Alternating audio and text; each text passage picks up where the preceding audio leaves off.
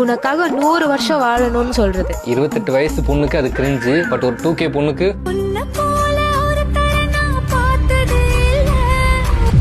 மழையில கிஸ் பண்றது completely cool. இதைத்தான் அவங்க எக்ஸ்பெக்ட் பண்றாங்க.